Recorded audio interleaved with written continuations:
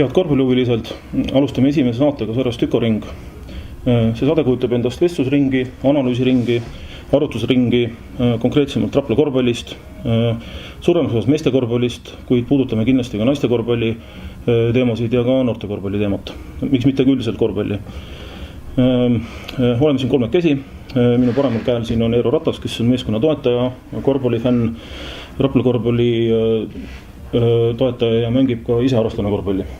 Siis on Timo Mitt, kes on Rapla korvpalli toetaja, fänn ja korvpalli huviline, mängib ka kindlasti ise. Mina Rain Oksaar, siis üritan seda vestlusringi juhtida. Igas saates püüame puudutada vähemalt ühte suuremat teemat ning kui jõuame ka ühte väiksemat teemat.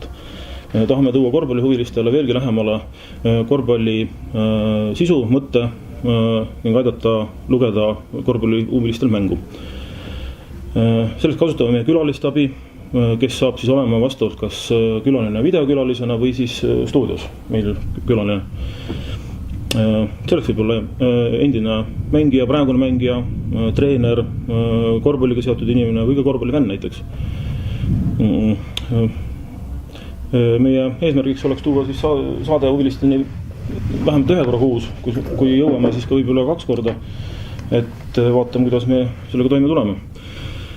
Muidugi saab kindlasti öelda, et saade kujuneb 20–30 minutiliseks kindlasti, et on meil plaanis ka siis videona ka selles saates külaline kutsuda ja selleks on siis korvpallipeatreener Indrek Ruut. Tänases saates meil on üks teema, et võtame statistika. Et mida annab välja lugeda korvpalli statistikast, kuidas see mõjutab meeskonna mängu ning kuidas võidud kujunevad. Olete nõus sellega? Täitsa? Jah. Et võtame siis esimese saate teema, et ongi statistika. Meil on plaanis seekord puudutada konkreetsemalt 3 näitajat ja siis analüüsida neid näitajaid nagu koos, et mida nad siis nagu kokku tähendavad. Nimetame tinglikult neid 75+ näitaja, pluss 10 näitaja ja kiirrünnakud. Mõtleme pärast näitajad kokku ja siis analüüsime. Eero, Timo, mida te arvate üldiselt korvpalli statistikast ja kogu sellega seonduvast, et mis mõtteid see teis tekitab? Nagu öeldakse, statistika on saatanast, et statistikat võib painutada nii ja naa, et kui öelda, et sõita Raplast Tartusse kiirusega 90 kilomeetrit tunnis 2 tunniga, siis see teistpidi tõlgendatuna, et kui sõita Raplast 90 või 90 kilomeetrise tunnikiirusega ei pruugi nagu Tartusse alati jõuda, et seda statistikat võib vaadata ühest poolest ja teisest poolest, eks, et korvpallistatistikas rääkides, siis siin ma arvan, et on 2 osa, eks teda Indrek oskab paremini kommenteerida, aga mul on nagu jäänud, et kõigepealt on üks pool nagu see, mis puudutab nagu selle võistkonna planeerimist ja igapäeva treeningu planeerimist, et vaadates nagu mängupilti, ja teine pool on siis see selline aktiivne statistika, mida vaadatakse siis minutilistel vaheaegadel või poolaegadel, eks, et kuidas seda, et kas mänguplaanist on kinni peetud ja mida siis peaks nagu parandama. Et nagu Indrek oma intervjuus ka rääkis, siis statistika siit näitab päris huvitavaid tulemusi, nii et eks me siis nagu sellest räägime saate jooksul pikemalt. Eero? Jah, ei ole nõus, et statistikat saab ju väänata ja keerata ükskõik mil moel, aga kõige tähtsam on ikkagi see, et nendest tehakse mingisuguseid järeldusi. Et selleks me ju statistikat teemegi, et me õpiksime nüüd edaspidi, et kuidas meil siis nagu mäng hakkab kujunema. Ja kõik näitajad, mis meile ette tuuakse, on lihtsalt mingisugused numbrid, aga nüüd ütleme, et peaks keegi oskama ka neid lugeda ja mingisugused õiged järeldusi tegema. Just nii. Teeme sedasi, et vaatame järgmisena Indrek Ruudu statistika kohta antud mõtteid ja arvamusi. Et kõikide nende aastate jooksul ma olen jõudnud ühele konkreetsele järeldusele. Kui me teeme mängus 75+ viset, siis me võidame kõik mängud. ehk asi nagu lihtne selles mõttes, et 2 punkti visked, ma ei räägi sissevisetest, ma räägin visete arvust mängus. 2 punkti visete arv, 3 punkti visete arv pluss teenitud vabavisked jagatud 2-ga. Kui see number on 75 või rohkem, siis me võidame kõik mängud. Aga selle asja konks on nüüd selles, et visete arv ju sõltub väga paljudest asjadest, mis seal protokollis lisaks veel kajastuvad. Kui me teeme palju pallikaotusi, ei saa visata ju peale. Selleks, et saada palju viskeid, on vaja ründelauast palle saada, selleks on vaja vahelt lõikeid teha ja nii edasi. Et kui ma taandan selle võiduvõtme nagu hästi lihtsale asjale, siis ühesõnaga 75 pluss visetama ja teha mängus. Et Indreku intervjuu on siis nüüd nähtud ja ilusad laused Indreku poolt öeldud. Eks siis vaatame nagu üle, et kas siis Indreku selline mõtted ja arvamused ja mis tema nägemus statistikast oli ja mis oli tema nägemus üldse, et kust peaks tulema nagu kindel võit, kas see nagu on ka vettpidav, et vaatame siis, oleme siis pannud kõik need numbrid, esimese ringi mängud, 8 mängu, 7 mängu, need numbrid oleme siis pannud siia tabelisse ja nüüd me saamegi vaadata, et kas see teooria vastab ka tõele? Ja, et me oleme siis kokku liitnud 1 punkti visete arvu, vabavisete arvu, 2 punkti visete arvu ja 3 punkti visete arvu. Ja nagu Indrek rääkis, peaks siis nagu nende 3 näitaja tulemusena olema siis minimaalselt 75, et tuleks võit. Kui me siit vaatame neid 3 võitu, mida Tüko Rapla on siis sellel hooajal saavutanud, peab Indreku teooria siin täiesti paika, et esimene mäng selles tabelis siin, esimene võit on Valgaga ja siis nende 3 näitaja tulemus on 78, teine võit oli Hitoöla, tulemus 81 ja 3. on siis Pärnu ja 79,5. Nii et see 75 punkti teooria täiesti peab paika. Ja nüüd arvutajad, kes hakkavad siis arvutama neid igaks juhuks kokku, et me mingit arvutusvigu ei ole teinud, siis vabaviskeid selle visete arvu siis tuleb jagada 2-ga. Ehk kui on 14 vabaviset, siis see jagatakse 2-ga ja saame 7 ja ongi 41 plus 30 on 71 plus 7 on 78. Eros on siis visete arv, eks ole? Need on visete arv, et mitte sissevisked, vaid on visete arv mängus. Visete arv, et millest Indrek nagu rääkis ja tõepoolest teooria on paigas. Sisuliselt on minu jaoks nagu oluline see, et ma loomulikult annan endale aru, et me iga veeranda ikka kaotame palli, teeme ka valesi viskeid, et nüüd on vaja see kuidagi nagu kompenseerida. Ehk siis ongi see, et teine minu jaoks nagu väga oluline punkt on see, et kui ma liidan kokku ründelauad pluss vahelt lõiked ja sealt lahutan maha pallikaotused, siis mängu lõpuks peab see number olema pluss 10 vähemalt. Ehk see tähendab seda, et me oleme saanud nagu 10 lisarünnakut. Aga nagu ma veel kord rõhutan, et selles mõttes, et ju vastane ju tegutseb kogu aeg selle vastu ja kui ma nüüd veel toon veel konkreetselt näiteid, siis võtame näiteks Valga võistkond, kes mängib väga pikka rahulikku rünnakut, siis sisuliselt Valgaga mängus ei olegi võimalik meil teha üldse, ei olegi võimalik üldse teha 80 viset. Ehk siis muutub nagu oluliselt tähtsamaks see visked avavusprotsent, kvaliteetsed visked, kvaliteetsed lahendused ja me ei tohi nagu sellises mängus mitte mingil juhul nagu palju pallikaotusi teha.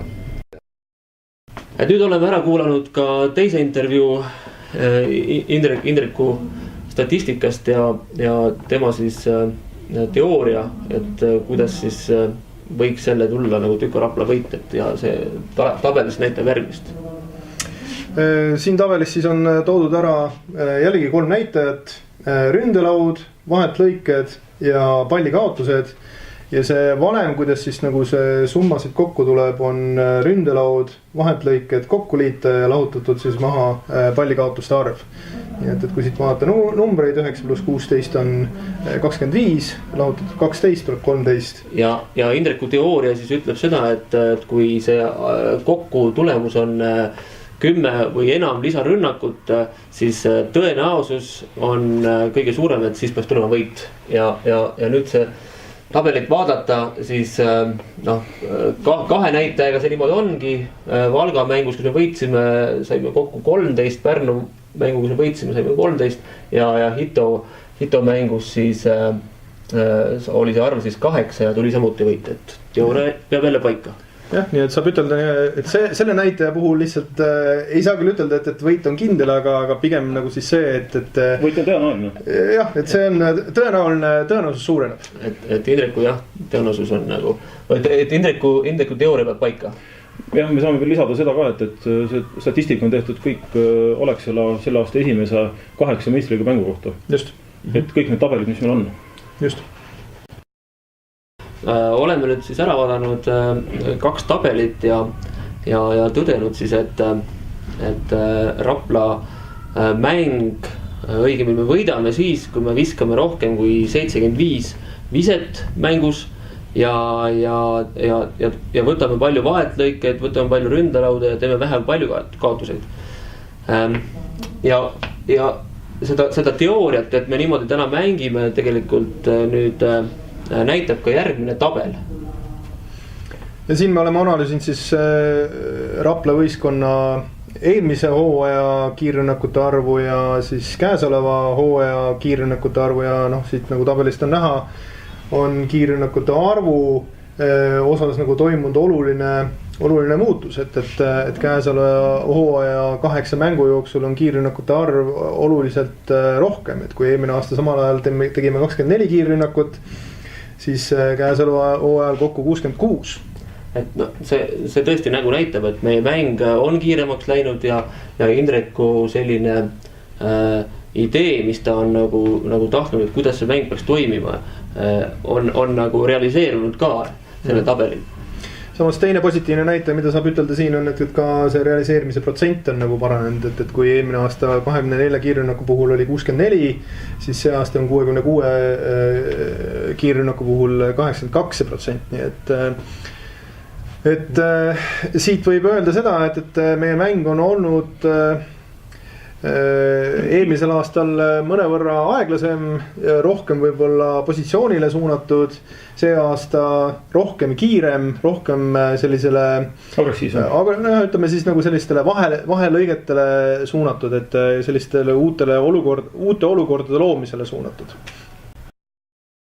Et nüüd see statistika meil nagu väga ühepoolseks ja siis me oleme teinud nüüd siin oma sellise väikse kokkuvõtte, et lisaks oma mängudele me oleme analüüsinud siis ka nende vastasvõistkondade samaväärseid näitajaid, mida me oleme toonud siia alumisele tabelisse ära ja me oleme siin ülemisel tabeli siis nagu pannud need 2 eelnevat tabelit kokku, et siis nagu anda täpsem pilt. Nii et Eero, ole hea, tutvusta neid numbreid. Siin oleme teinud kokkuvõtte tabeli ja tegelikult siit on nagu väga hästi nagu näha, et milline mäng tegelikult iseloomustab siis Tüko Raplat.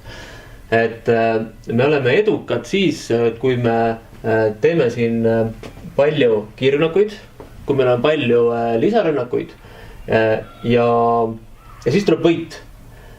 Ja see kõik on, ütleme, meil on tõesti ainult 3 kaotus või 3 võitu, aga nendes 3 võidetud mängus, siis me oleme kõik teinud, neid numbrid on väga positiivsed. Kui võrrelda nüüd vastasmängijaid siis, või vastasvõistkondi, siis nemad võidavad oluliselt kehvemate näitajatega. Et kui nemad teevad viskearvu, näiteks TTÜ tegi meie vastu viskearvult oli number 68, aga võitis meid ja said lisarünnakud 7 ja Rakvere 69. Hito küll kaotas meile, Kalev 74, et selles tabelis üks võistkond Pärnu tegi rohkem kui 75+. ja võitis meid, et see näitab seda, et milline tegelikult täna Tüko mäng on. Et tahan öelda, et see statistika tõenäoliselt ei toeta nagu teisi võistkondi, vaid ta nagu iseloomustab meie võistkonda. Eks ta ongi nagu väga, kuna võistkonnad on selles mõttes nagu erinevad, et ühes on rohkem nagu korvialused jõud, meil on ka see aasta nagu korvi all rohkem jõudu küll, aga võib-olla vähem kogemust, eks, aga rohkem on meie jõud ja sihuke energia suunatud sinna tagamängijatele, eks, et mida tegelikult ka see statistika näitab läbimurrete arvu poole pealt, eks, ja kaugvisete arvu poole pealt. No siin on statistikast on nagu hea näidata, et või vaadata sellist asja, et kus miks Indrek nagu räägib tegelikult sellest, et see 75 pluss viset peab olema, et siis me võidame. Et siin on hea näide, kui me mängisime Kalevi vastu, kus meie viske tabavus oli 50%, Kalevil selles samas mängus oli 45%, nende viske tabavus oli 5% madalam kui meie oma. Aga nad tegid meist siis pea 10 viset tegid rohkem. Ehk siis, ja nad võitsid 2 punktiga. Et see näitab nagu seda, mida tegelikult Indrek täna tahab öelda, et mitte ei ole nagu asi nagu jah selles, et sa pead nagu, muidugi, et oleks hea, kui sa viskad hästi hea protsendiga, et siis, aga see näitab seda, et ei piisa ainult heast protsendist, et sa viskad hästi, vaid sa pead tegema ka neid, palju. Piisab arvu peale viskad. Piisab arvu, et see on see sama, et kui ma viskan 10 viset peale, taban 5 on ju, ja vastane viskab peale 14 viset on ju, ja tabab 6 viset on ju, siis ta võidab on ju, et protsent tuleb küll kehvim, aga võidab, et see tegelikult see teooria nagu täna nagu toetab seda, et ja iseloomustab täielikult meie Tüko mängu. Ehk me saame öelda, et kõik need eelmised 3 tabelit nagu toetavad seda 75 pluss teooriat, no täna küll. Tüko võistkonna puhul küll, jah. Tüko võistkonna puhul küll, et ta ei toeta nagu teiste võistkonna puhul on ju, aga meie puhul toetab nagu 100%. Ja siin me tahamegi välja tuua selle, et näidata nende 2 tabeliga, et just nagu Timo ja Eero ütlesid, toetab see Tüko võistkonda, kuid teiste meeskondade puhul see niimoodi ei tööta. No, ütleme, et numbrite järgi täpselt niimoodi lihtsalt ta on, jah. Eero ja Timo, meil on nüüd vaadatud need 3 esimest tabelit ja ka 2 viimast tabelit siin praegu stendil. Tekib analüüsi koht, mida Eero arvad kogu selle 5 tabeli kohta? No, nii nagu me ennem rääkisime, et see Tüko mäng on nagu siis edukas, kui me teeme palju kiirrünnakuid ja kui me mängime agressiivselt, teeme palju vahetlõikeid, mängime kiiresti ja viskame rohkem kui 75 pluss viset, et siis tulevad võidud. Aga ometi me peame nagu tõdema, et sellest 8 mängust oleme saanud ainult 3 võitu ja 3 või 5 kaotust, et nüüd on nagu selles mõttes nagu küsimus, et kas me oleme nagu õigesti, kas see on nagu õige või millest nagu küsimus, et miks me ei võida. See muidugi on küsimus järgmine teema, et küsimus peatreenerile, et mis tema sellest arvab. Üks asi, mida tahaks välja tuua siin selle, et mida peatreener korra rõhutas, et see 75 pluss visete arv ühest mängus on võimalik ka sellisel juhul, kui vastasvõistkond seda laseb teha. Ehk kui vastasvõistkond mängib pikka rünnakut ühe sõnaga, siis vastavalt sellele kulub ka mänguaeg piisavalt palju ja teeb meile võimalikult raskeks selle 75 pluss nagu, ehk selle meie valemi võiduvõtme saavutamise, kui nad mängivad pikka rünnakut, teeb keeruliseks. Jah, eks see nüüd mõttekoht on nii mängijatele kui treeneritele, et kuidas siis vastavas situatsioonis nagu käituda, et noh, kui seda viimast Tartu Rockiga mängu analüüsida on, et siis seal oli päris mitu momenti, kus me jäime pikalt taha, aga ometi oli meil piisavalt südikust, et uuesti nagu seda vahet vähendada ja august välja tulla, et siis jälle teistpidi nagu sinna auku tagasi kukkuda ja kui seda mängupilti vaadata, siis see, kus me nagu jällegi noh, vähemalt siis nagu tundub seda mängupilti vaadates ja seda statistikat siin analüüsides, et need momendid, kus vastane pani need kohad kinni, et läbimurret noh, ei olnud võimalik enam nii lihtsalt teha ja surus seda mängu võib-olla liiga noh, nagu pikemaks, et siis peab tõdema, et me jääme hätta täna selles. Et nagu jah, et on nagu selles tabelites nagu jälle nagu näha, et nii kui me jääme nagu positsioonimängu mängima, 5-5 vastu mängima, et siis me nagu jääme nagu hätta sellega. Seda ka peatreener ju mainis, et hetkel jääme hätta 5-5-ga. Just, et ja nüüd me vaatamegi siin tabelites ja täpselt nii on, et me võidame siis, kui on nagu suure hurraaga, et rusikad püsti ja see on nagu meie mäng. Aga kui vastane nagu selles mõttes on kõvast puust nagu isegi nagu kõva kaitsega TTÜ, Rock, Graamo on ju, siis tõenäoliselt nemad seda hurraamängu ikkagi väga palju ei lase meil mängida. Ja seal me ikkagi noh, tundub, et noh, eriti näiteks TTÜ vastu me ikkagi noh, tõepoolest noh, meil midagi jääb puudu. Et kas siis ei ole muidugi noh, ei oska nagu öelda, et miks see on niimoodi, et 5-5 vastu meil ei tule nagu palju välja, et no see hooaeg me ei ole TTÜ-ga vist ühe korra oleme mänginud, et eelmine aasta oli vist iga teine mäng oli TTÜ-ga, et nii sel aastal on Tallinna Kaleviga. See aasta on Tallinna Kaleviga, eks. Ja Tarvasega. Jah, et noh, eks nüüd teine mäng TTÜ-ga näitab, et kuidas, kas see teooria jälle nagu peab siin paika või mitte, aga see on võib-olla jah, tõesti võib-olla mõttekoht, et kuidas seda, noh, ma arvan, et treeneritel on nagu selles mõttes, kui täna neid numbreid vaadata, on nagu pilt ees, et mida muutma peab, aga siis peab ka siis vaatama nagu seda mängukäiku ja mängijad endalt küsima, et kuidas siis nagu seda olukorda, kui see muutub nagu raskeks, et kuidas seda olukorda lahendada. Jah, et täna me võime ikkagi nüüd järeldada nüüd seda, et mehed on siis heas füüsilises vormis. Et kui sa ikkagi ei ole nii heas füüsilises vormis, siis sa ei teeks nii palju kiirrünnakuid, sa ei teeks vahelt lõiked, et see kõik näitab, et see konditsioon on nagu poistel nagu hea. Et nüüd on vaja, no ma ei oska öelda, et kas see võib olla sellest, et noh, uued mehed on lisandunud alles hiljuti, et ei ole seda kokkumängu veel nii palju nagu harjutatud, et ei tule see nagu välja, kuigi noh. Jah, Tuusens siis minu teada on vist teinud 2-3 trenni, eks, et sealt ei saagi nõuda veel.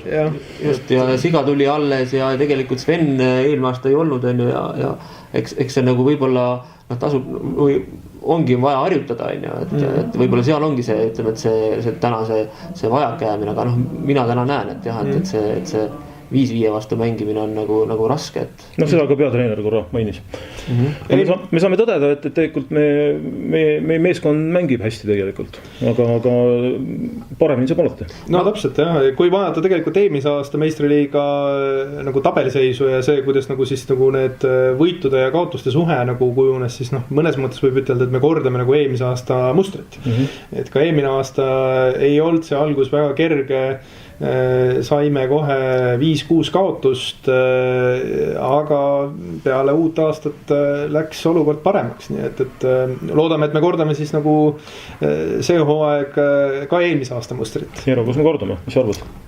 No loodame, et noh, peab ju tulema hakkama, et ma arvan, et poisid teevad ju iga päev trenni ja noh, mina küll väga usun nagu nendest poistesse, et nad tegelikult on kõik veel noored mehed, et Eesti meistriliigas, noh, see on muidugi mingi teise saate teema, aga ei ole nii noori mehi, et kes oleks, noh, niisugused arenemisvõimelised nagu meil on, täna ikkagi, noh, Martin Torbek ja Martin Paaso ja Rait Riivo ja Sven ja Voolaid, nad on kõik noored mehed ja 5-6 aasta pärast ma arvan, et noh, mängivad nad ikkagi kuskil kõrgemal, ma väga loodan. Täname, see oli meie arvamus asjast ja kogu sellest statistika teemast ja sinna juurde ka siis peatreener Indrek Ruudu arvamused ja kommentaarid videotena. Kindlasti oleme me mõelnud, et kui nüüd see saade Facebooki üles jõuab, siis mis meil on mõttes olnud see, et Facebooki alla kommentaaridena ootame võimalike teemade ettepanekuid, et millest ja mida te kuulda nagu tahate, et mis siin sanata, me teeme valiku nendest teemadest. Et vaatame, mismoodi meil need teemad sinna tulevad ja mõte on jah, et nüüd rahvas võiks küsida Facebookis, et mida ja kellelt ta midagi küsida tahaks. Et me siis lähme ja küsime siis sellelt inimeselt ja näitame siis pärast videona, et mis siis nagu vastati. Et meie nagu eesmärk ongi see, et ei oleks kuskil nurgas sosistamist ja täpselt. Et oleks kõik nagu selge. Kui midagi ei meeldi, tulebki küsida ja kui millegist aru ei saa, tuleb küsida ja siis meie nagu lähme ja küsime asjaosaliste käest, et rahvas tahab teada. Absoluutselt. Aitäh, Eero, aitäh, Timo, et loodame peatselt juba teise saate ilmumist. Aitäh.